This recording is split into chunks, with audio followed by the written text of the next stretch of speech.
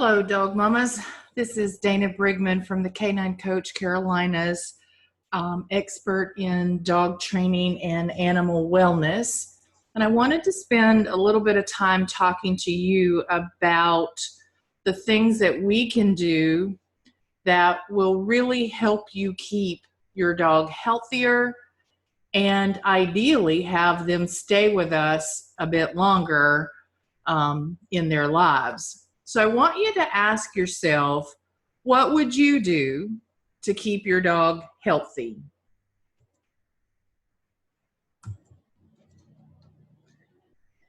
Take a look now at your little four-legged furry. I have 3 of them here with me.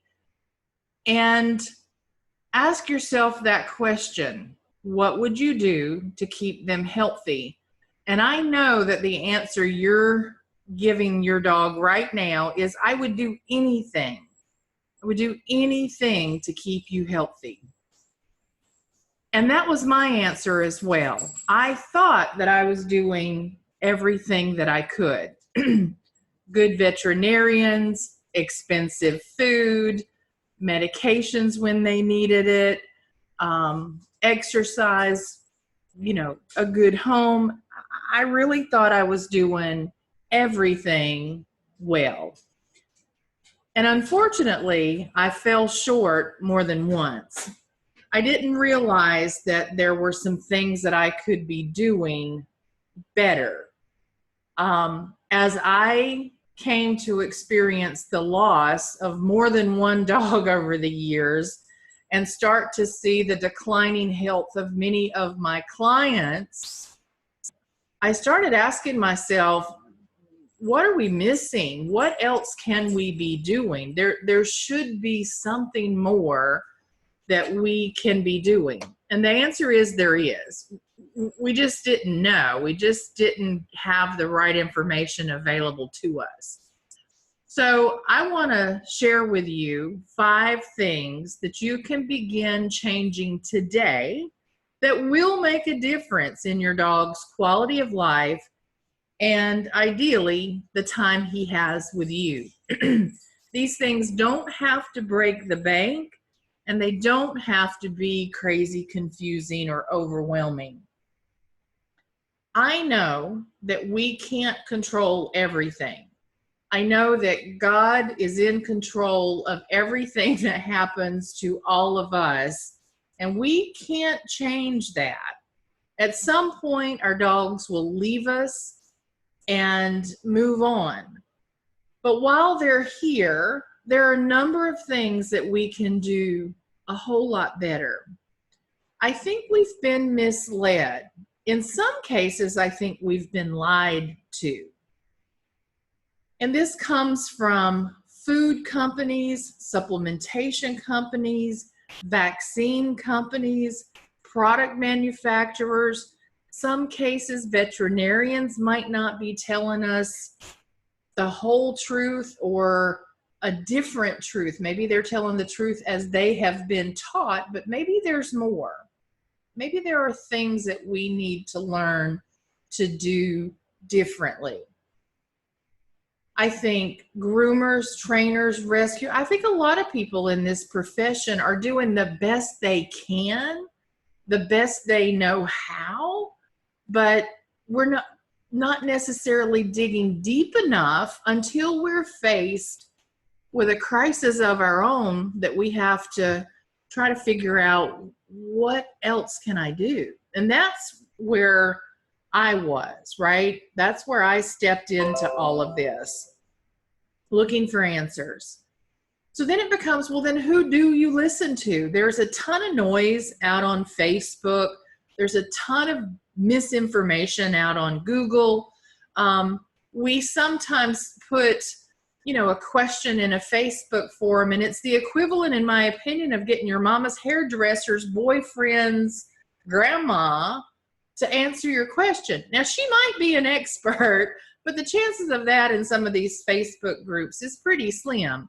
What we often find is somebody who had an experience and they tried some things for their dog, but that didn't necessarily take into consideration your dog and the unique circumstances and the unique factors that might come into play, and where their answer may not be yours. So where do you go? Who do you listen to? Right? We mentioned that we know greed and profits get in the way. We know that our veterinarians are taught by the manufacturers of the products they provide us, right? Sometimes that information isn't accurate, or at least not fully. And I'll explain that as we move forward together in our programs. But who's making the money at this? It's these marketing engines and the manufacturers of this. And so you're starting to see examples of that now in the new branding or the new marketing of dog foods, for example. Meat is the first real ingredient. Well, what else does that label tell you? Because there are some hidden secrets in there that may lead you down a path of understanding, once you know how to read these labels, a path of understanding that says, while it's listed as the first single ingredient as a protein source, you might actually find that there is significantly more plant protein in the bag than meat. So that's a risk, right? Our dogs need to eat meat. But more importantly, are we being misled by what's written on those labels? We look at them and we see balanced vitamins and minerals, right? The percentage of those vitamins and minerals that we're supposed to have for our animals. But did you know most of what's in that bag is synthetic? And so your dog may not actually be absorbing the vitamins and minerals appropriately. He could be walking around with a deficiency in the essential minerals and vitamins that he needs to really thrive, right? So sometimes we find ourselves with minimum requirements, which is all that's required to be in the bag, and not necessarily resources that actually achieve ideal or better than ideal, right? Don't we want the best, not the minimums? So that's an important thing for you to start to understand. And who's suffering when all this marketing nonsense is going on? Your dog. Your dog's the one suffering. And then so will you when he becomes unwell and perhaps leaves us due to things that maybe we could have done differently. So isn't the goal really that our dogs grow really old with us, but that they're healthy doing so, that they're not miserable with joint health issues and disease and emotional stressors and all the things that we look at aging today and say, well, that's just part of the process, or he's a senior citizen. Did you know we call senior citizen in the dog space around 7 to 8 years old? 7 to 8 years old. So my dog's going to be a senior citizen for 7 to 10 years, maybe longer. What if he feels bad at 7 years old because his body hurts or he's got deficiencies, and yet we then get on a better plan and we can extend his wellness, we can extend his life? Wouldn't that be ideal? But wouldn't it be better if we start those things as early as possible? Most people wait until they find themselves desperate. Most people wait until they find themselves in pain, the pain associated with looking at the wellness of our dog fade. We look at that dog, we look at him, and we see him slipping away little by little because he's aging or he's becoming unhealthy. While we look and see many things possible, what if we had started sooner? Could we maybe have not gotten ourselves into that situation at all? And I think the answer is yes, in most cases. I look around and I think we are seeing more problems than ever. As I reflect back to being really young, I didn't see all of these issues. Now, I've been around dogs my entire life, and not just, the one or two that I had growing up, but lots of people's dogs. And I don't remember all of this aggression and all of this reactivity and all of this resource guarding of the food bowl or fighting other dogs in the pack. Did it happen sometimes? Yeah, but not to the degree that I see as a trainer. Now, I think there's some educational components associated with that, but what I know now is that there is also a wellness factor involved in that. A lot of wellness contributes to the behaviors that we're seeing in our dogs. We can also look at the disease that we're starting to see. Numbers will tell you that about 50% of our dogs will be exposed to or have or die from cancer. Some numbers tell us that that is slightly higher than 50%, right? That it's more like 1.6 dogs out of 2. That's a big number, y'all. That's more than 50%. So with all the improved nutrition and all the new improved medication and all the new improved studies, why aren't we getting ahead of this thing instead of seeing it continue to creep up? I think we know some of the answers, or at least some of the efforts we should be trying to put into place to mitigate that. We also see a lot of dogs with blown out knees. Certainly as part of the aging process, we see dogs who experience some vision loss. We're seeing dogs with really bad teeth, stinky breath, right? We get joint issues. We have skin conditions like never before. Red, hot, itchy, scratchy skin. I get this call from my clients all the time. They've tried every food they can think of. There are others that they might not know about, or they may feel are unaffordable, may feel they're out of the scope of their budget. But I can show you that there are ways to, if you get the food and the nutrition right, many of the other costs that we are experiencing as a result of these issues, or the solutions that we're trying to chase that do not work. So we try a different solution and we find that it might work for a little while, and then we're back to ground zero again with the same problem over and over. It's a vicious cycle. I can show you where when we get it right, we stabilize and we offset costs, and we find that it is far more affordable in the long run, right? It's a big deal. It's an important thing for us to learn. Many dogs are experiencing trouble digesting their food or absorbing the nutrients. We mentioned a little bit about some of the synthetic supplements, vitamins, minerals that are going into the foods, or that you are buying off the drugstore or grocery store shelf, that aren't working. A synthetic is never going to work as well as the natural.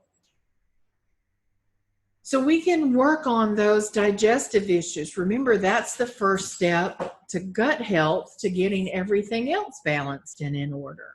So you've got information that is available. You just might not be reaching the right people to give you those answers and to put the entire story together for your dog.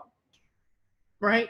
So this notion of chasing pieces and parts of the puzzle, we've got to turn that around. We've got to step back and start with the dog that stands before us today and look at what his body and his behavior tell us, because it tells a story.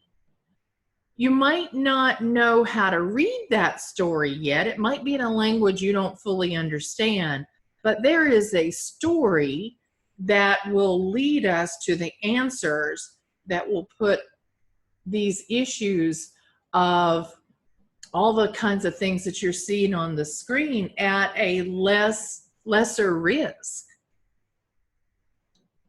I see these things every day. I see them so often. I really want to make sure you understand that you're not alone in this. It may feel like it at times, but there are many people who are struggling with these same problems day in and day out. I know folks that have struggled with it for years. And when they finally find the right answers, they're like, I can't believe it was sort of this simple. I had a client not too long ago tell me that she would rather shorten her dog's life if it ended the misery he was in today, right? Because there are products out there that could do just that. There are products that basically trick the brain into believing the problem is not present. There are products that will suppress the immune system or perhaps create damage within the body. So we might be addressing an issue and we see a result today, but do we really understand the long-term implication of continued use of those products? Many people do not. And I want to start to teach you that. So who is this for? It's for you, dog mama, who's just like me. If you have a dog that is struggling with fear, anxiety, or even aggression, I had my mind blown completely when I put these pieces together. Of course, I had an educator of my own, many in fact, but when I started putting the pieces together of how what we eat, what we are exposed to, and how that may reside in the body for years to come can affect the behavior that we display to everyone else. This is true for people and for dogs, right? It's for you if you are fighting the daily struggle, or even what you perceive as the seasonal struggle of red, dry, itchy, hot skin issues. It's for you if you look at your dog's coat and it feels greasy, leaving almost residue on your hands after you've pet him. Or it's dull, it's brittle, the hair breaks, it's dry. It's for you and your dog. If your dog's poop isn't normal, now, I don't mean normal for what you experience with that dog, right? We see what we come to accept as normal, but is it normal? Is it regular? Does food go in and food come out? What does it look like when it comes out, right? Who's talking to you about your dog's poop? We need to, because there's an answer. There's part of that story we're talking about in the poop. It's for you if you are the dog mama like me who wants to do the very best you can for your beloved dog. And yet you question, am I doing enough? Did I do enough, right? We find ourselves in these situations, like I said to start, where we're trying to do the very best we know how, to do everything that we've been told, and we look up and at 8 years old, our dog is sick. really sick, and then we are desperate for answers. It's for you if you're worried about the budget and if you can really afford to do this. I too was in that position. I didn't think that I could afford to feed Great Danes. I had Great Danes at the time. I didn't think that I could afford to feed them this higher quality food, to move into these diets that are nutritionally balanced. I also was not happy about having to go out and source meat and measure and all that kind of stuff. And I've got options that you don't have to do that. It's for you if you're confused about the information showing up on Facebook and Google and from your mama's, hairdressers, boyfriend's, grandma, right? It's for all of us. It's for you if you're tired of the struggle, tired of wasting money on things that don't work. And every so often you're going out and trying one more new product. I'm going to try one more new thing. My friend told me this ought to work, and it doesn't.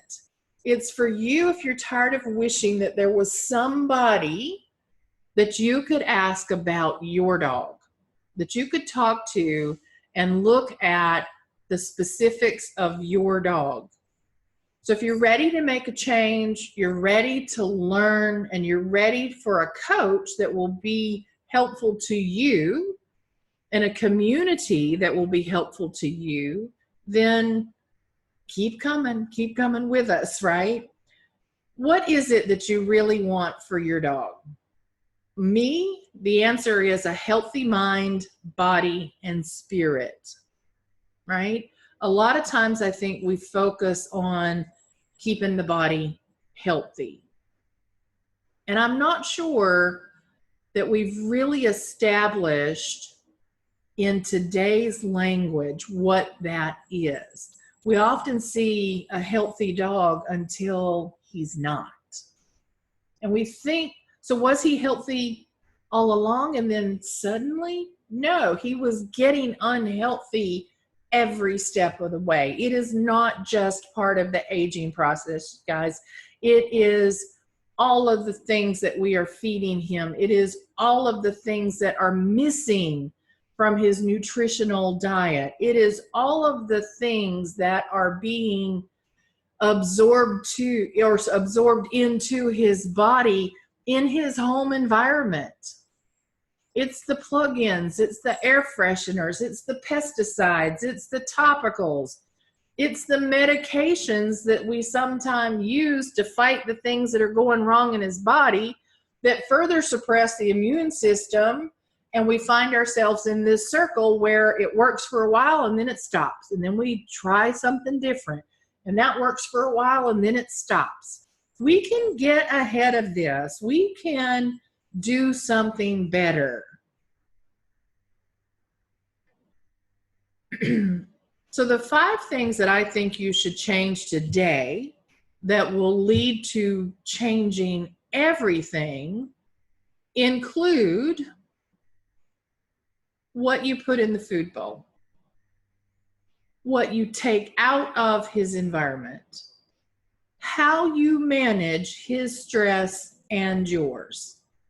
And yours. We'll come to that in a minute. What do you do to help detox and repair the body that stands before you today? Does it even need this?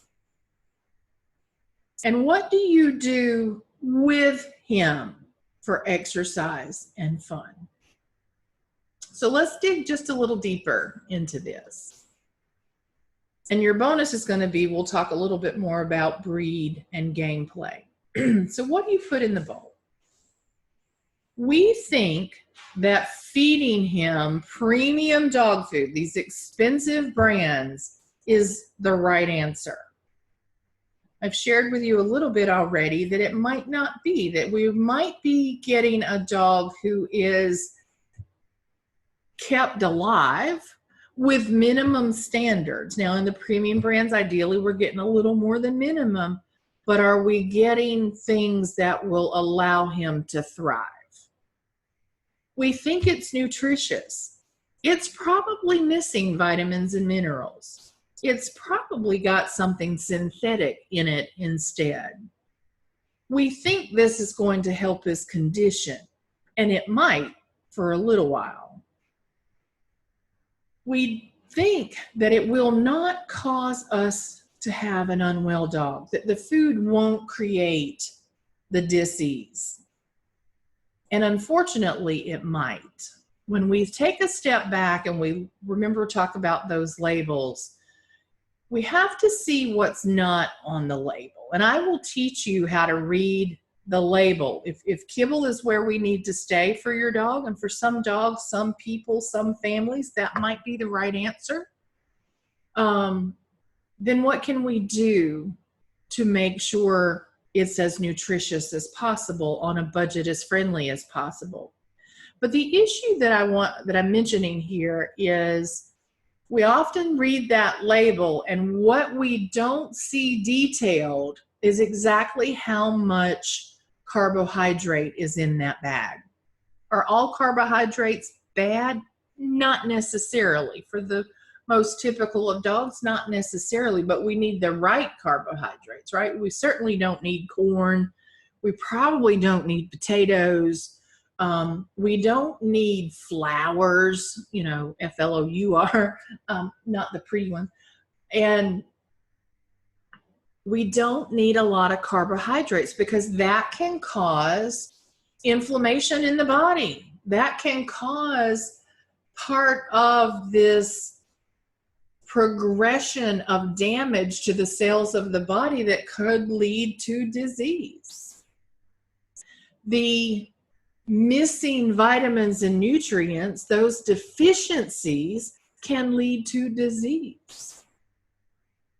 So it's important that we learn to read the label, that we learn that there are people out there who want your money and who will make a great ad and creative documentation on the packaging to get you to spend money with them, right? So we got to learn how to do better than that.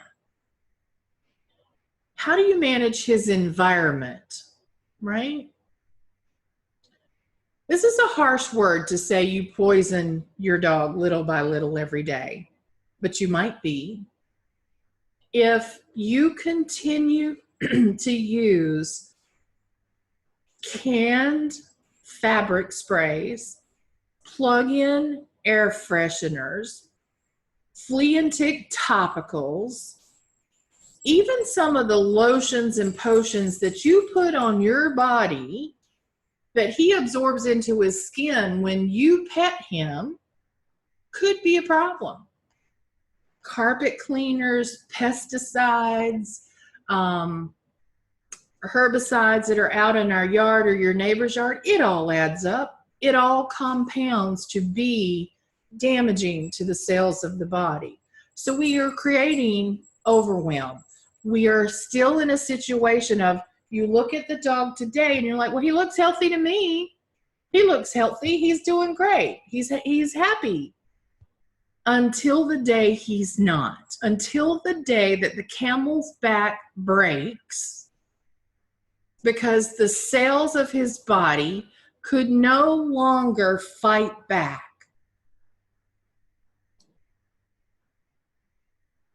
We're struggling with vaccine decisions. I struggled for a long time myself. Do I give them? Do I not?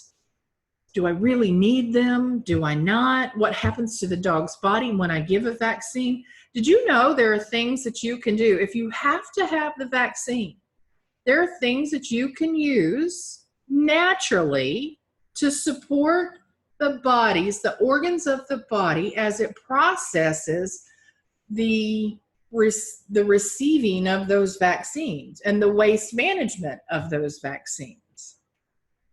There are things that we can teach you to do. It's scary to think about using a vaccine that could be really detrimental to your dog's health. I am not anti-vaccine. That is not what I'm telling you.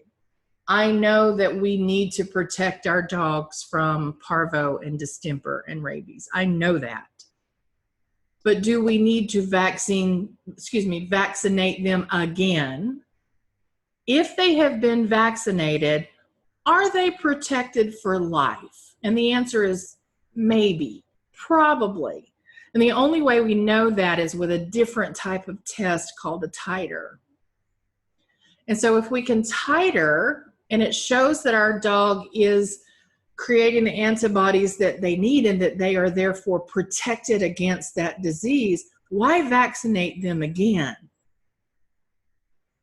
Sometimes the answer is the law says we have to. So we as dog mamas need to get on board with some of these holistic and veterinarians who have really taken to heart this notion of do no harm to the animal and fight back against the laws that have existed just because they're the law. We need to get that stuff changed. And we, you and I, can be part of the voice to do that. If you are still using topical or oral flea and tick medications, I urge you to stop today. There are natural products that you can use. And remember, I told you I would tell you about places for cost savings. This is one of them. When we get the food right and the supplementation right, you probably don't need the flea and tick topicals or orals anyway. You might occasionally in the summer if you're going for a hike in the woods, but you have a natural solution to do that. And I'll tell you what that is. If you are using today plug-ins, fabric sprays, candles with, frankly, folks, candles that smell like pumpkin spice or things of that nature, that's not a natural scent that we put in a wax candle product. They're synthetic. They are carcinogens. They can lead to this damage to the cells of the body that I keep talking about. It will compound and add up over time. Even if you replace them with nothing, don't use these synthetic products. They are detrimental to your dog's health and to your own. How do you deal with stress? I have a lot of clients that they call looking for help with dogs with anxiety, whether it's separation anxiety, fear of strangers, fear of thunder, fear of a balloon moving in the house, whatever it may be. And for a long time, we accept that's just who he is. We accept that something in his past created this fear. That might be trauma, guys. It might be, it's a bigger deal than you think. Living with stress and anxiety is known to shorten our lives. It creates problems in our body, right? So I encourage you not to accept that fear and anxiety just is, or that that's who your dog is. There are things that we can do that will unlock that and perhaps move him forward. And part of it means that you have to move forward, that you have to start believing a new story. You have to believe that it can be changed and not hold him in the past with your own thought patterns and your own way of treating him. If we change the story, the future will be quite different. So what do you do about detox and repair? You wonder, is it necessary? Is this just the trendy thing? Is it somebody's way of trying to sell a new product? What does it mean to detox? I believe, with everything that I know now, that we absolutely should attempt to cleanse and detox the digestive systems, the gut health, the emotions that we're holding on to for the animals and us. I think this is something we all need to do. And there are techniques that will help us do this. There are products and energy work, and the combination of these things together can be extremely powerful. So the answer is, I think it kind of got trendy for a while in some ways. This is what happens in Facebook land with your mama's hairdresser's boyfriend's grandma, right? They hear a buzzword and they hook onto it, and it's like, oh, everybody needs to do that. But are you doing it effectively? Are you doing it wisely? And with what frequency? Is it a one-time thing? How do I know when it's done, right? And then how often do I need to perhaps repeat it in the future? These are all things that will be part of what you and I can work with together. What do you offer as exercise?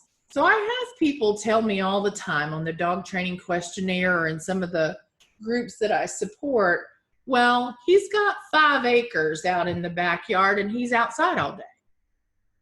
That's probably not the kind of exercise that he needs, right? Is it sustained release of activity? Is it mentally stimulating? Is it appropriate for the breed, right? Is he out getting into mischief or laying under the tree and doing nothing most of the day? More importantly, is it with you, right? What are the two of you doing together that brings joy and fun and activities that stimulate that body, mind, and spirit? That's going to be helpful for both of you.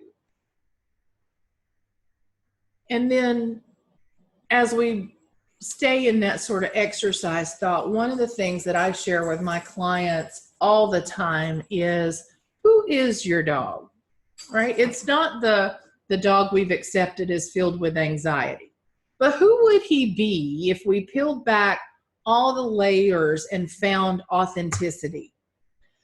A lot of that is nested in the breed. Now we know that we can't always just look at the breed, the body, and say, well, he's all whatever, unless we know the lineage, unless we know the genetic breeding line, right? But we have a good idea. So if you've got a Labrador puppy that isn't driving you crazy, and instead he's found somewhere to lay down on top of the air conditioner vent for, 20 out of 24 hours of the day, something's off, right? Something's off if he's not active and boisterous and into a lot of stuff, because that's what Labrador puppies do. So if we're missing what he is designed to do from his daily lifestyle, because he has expressed no interest in it and he's showing a lot of the opposite of what we think he ought to be doing, something's off. And it could be as simple as his nutrition. It could be as simple as looking at some of this detox work for the emotional side of things or the physical side of things. What brings him joy? What makes him happy? We sometimes have the opposite of this too, right? We have dogs that should be a little calmer and yet they are agitated. They seem to show us a difficulty learning. They seem frustrated. And yet we look at the standard of the breed, if you will, and say, he should be smarter than this, right? So we have to look at that, and that all ties back into the story the dog's body will tell us. And when we can reflect on all these things and put pieces of the puzzle together, then we can come up with a better game plan. Of course, that game plan is going to include veterinary care when we need it, blood work when we need it. You know, this is not about replacing veterinary care. That's not it at all.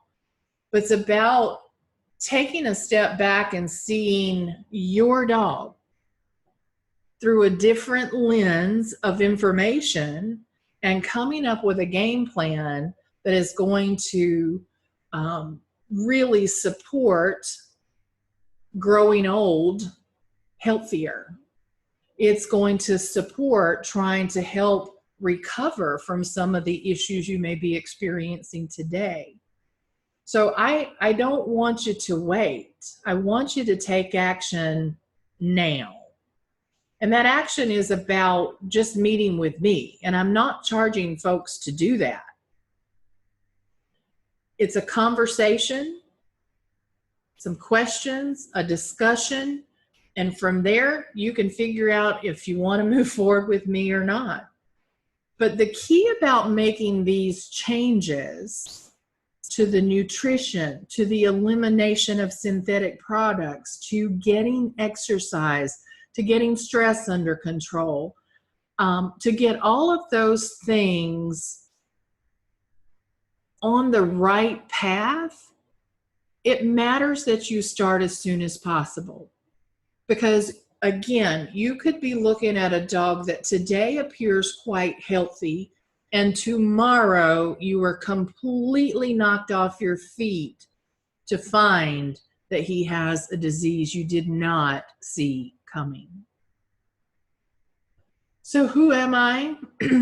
This is me and my 3 dogs. Huey, Howie's in my lap, and Poppy is the pit bull. I was just like you, a dog mama that started seeing my own, they've passed now, but other dogs become unwell and my clients become unwell as a dog trainer at a high rate. And I'm like, there's gotta be more. There's gotta be more. And so I started learning and digging into information and taking a lot of classes and a lot of programs that offer certifications and education and learning from some of the top veterinarian experts in holistic wellness that are out there, right? So, but the real training comes into putting all this into practice with lots and lots of my own clients, and we work through helping to educate the owners based on what we know and guiding them to information that will help them make smarter, better, more helpful decisions and get out of this spiral of, let's try this because somebody told me to. Let's try this product and wasting our money. There are a lot of things that we can do to help you.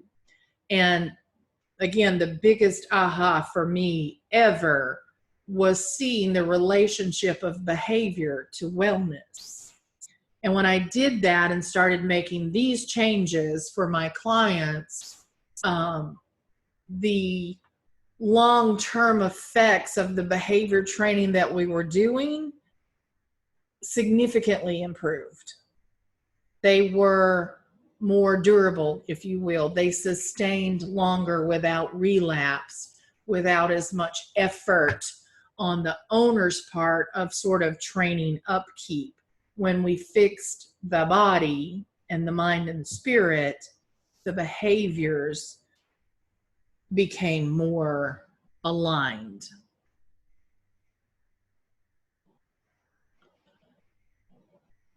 So I've mentioned this before. We're experiencing issues like never seen before. And why aren't they getting better? That's my big question. Why? What do we do about it? Why is this happening? What do we do about it? And all of these things have wellness. Taking steps to address the wellness of your dog will benefit these categories of issue.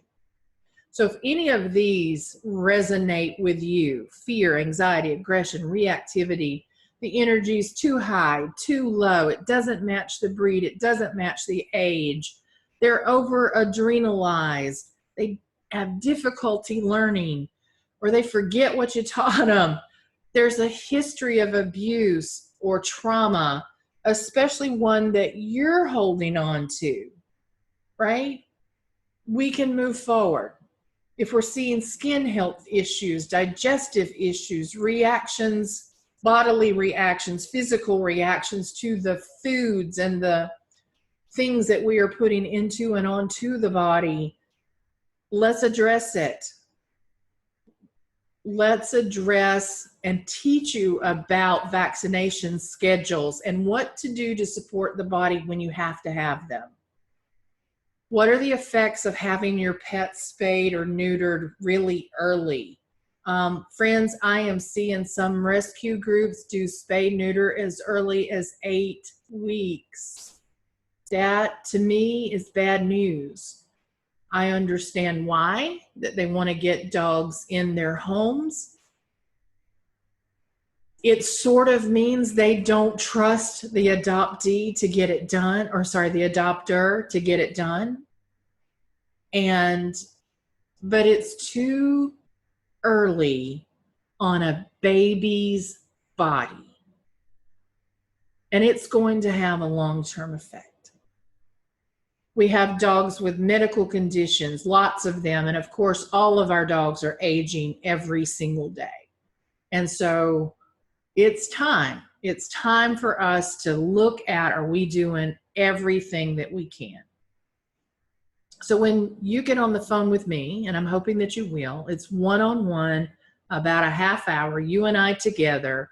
I'm going to teach you explicitly the steps that you need to think about for the nutritional value of food, the reduction of chemical load, how you do that.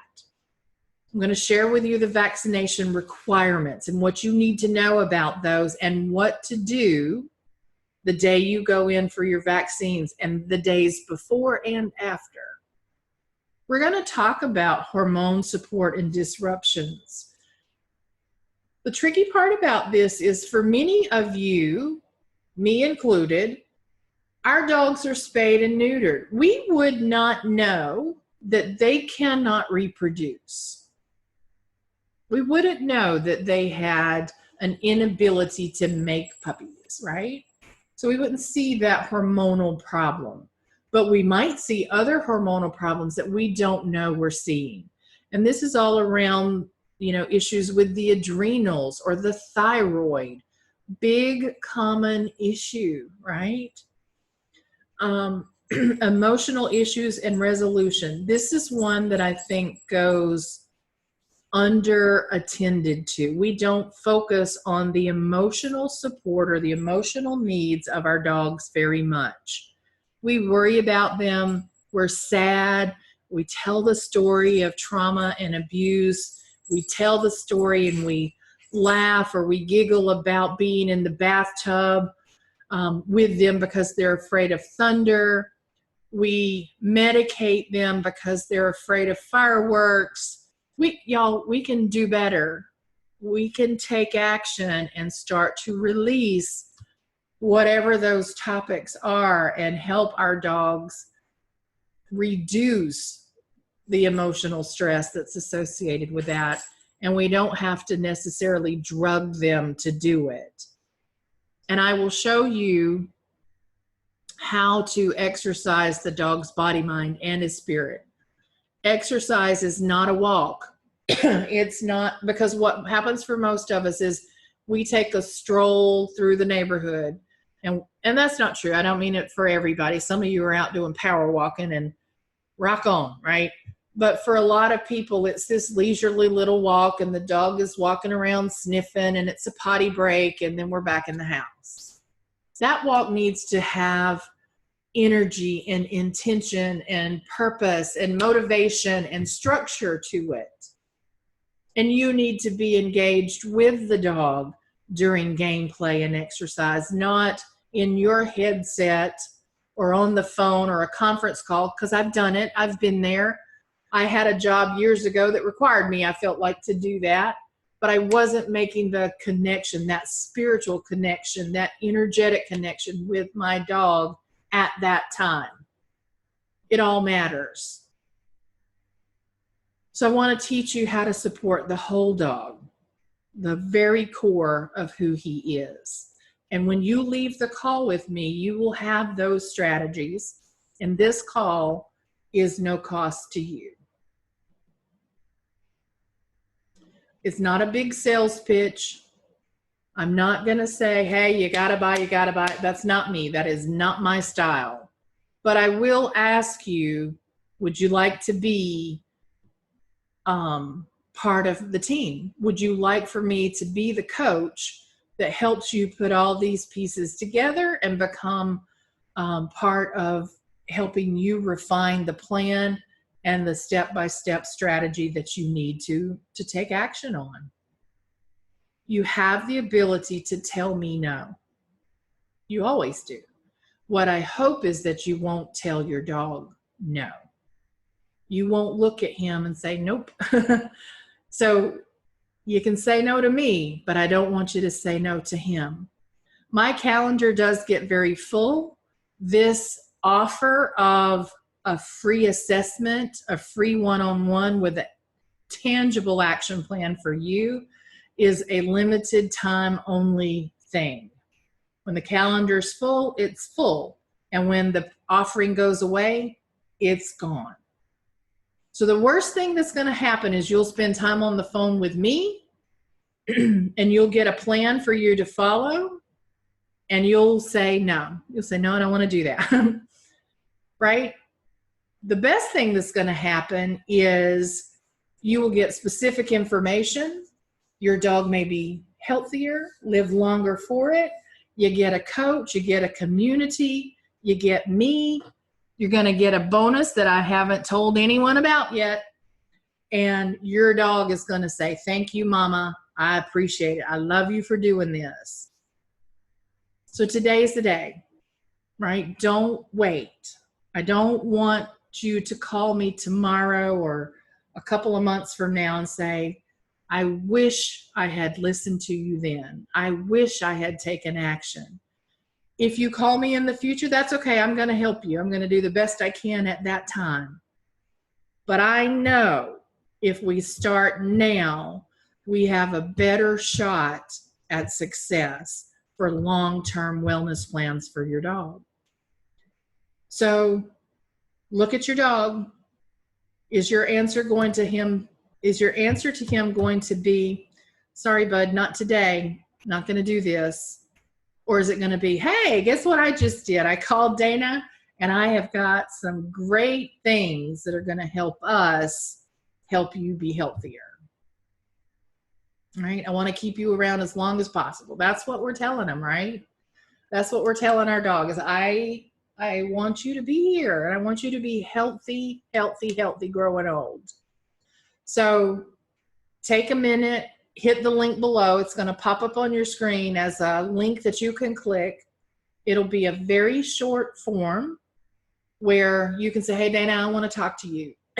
And that will lead you to a request to get on my schedule. You can pick the time, and then I will call you, and you and I will chat one-on-one about your dog.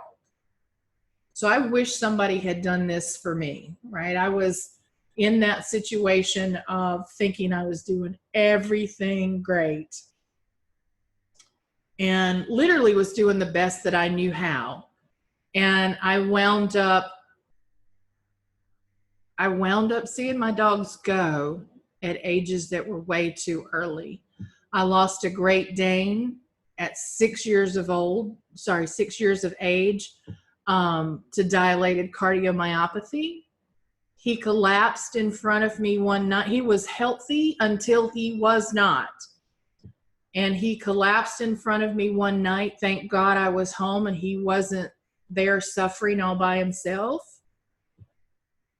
I picked him up by myself. He was 165 pounds. I picked him up and carried him to the car to get him to the evet. And the prognosis was not good. He did come home a couple of days later, but he was only with me for 2 weeks, and then he was gone. The prognosis for dilated cardiomyopathy, once diagnosed, is only about 6 months. And again, he was healthy until he wasn't. And what I know now is the breed is susceptible to that disease. The breed is susceptible to heart problems. Could I have saved him? Could I have extended his life? Had I done something for him much earlier? I truly believe that the answer to that is yes. That if I had supported his heart through better nutrition, appropriate supplementation, appropriate exercise, that we might have had a longer time with him. Only God knows the answer to that for sure. But I believe I should have and could have done more had I been better educated about that. And so that's kind of haunting to me. It puts me on a path today of saying, when I know better, I'll do better. And that I'm not going to just accept that the breed's prone to that. I'm not going to accept that 50% of the dogs in our lives are going to have cancer. I'm going to fight back hard. And I'm going to try to teach my clients how to fight back hard too. Again, only the man upstairs is in charge of when our dogs leave us or when we leave this earth. But in the meanwhile, I want us to try to take as many steps, as many advantages as we can to do better with what's going into and onto their bodies, and how we help them deal with all of those factors and all of the things that we do to support the mind, body, and spirit of our dog. So I hope you will reach out. I hope you and I have an opportunity to chat by phone in the very near future. And with that, I'll just say to all of you, be well, and I hope your dogs stay well.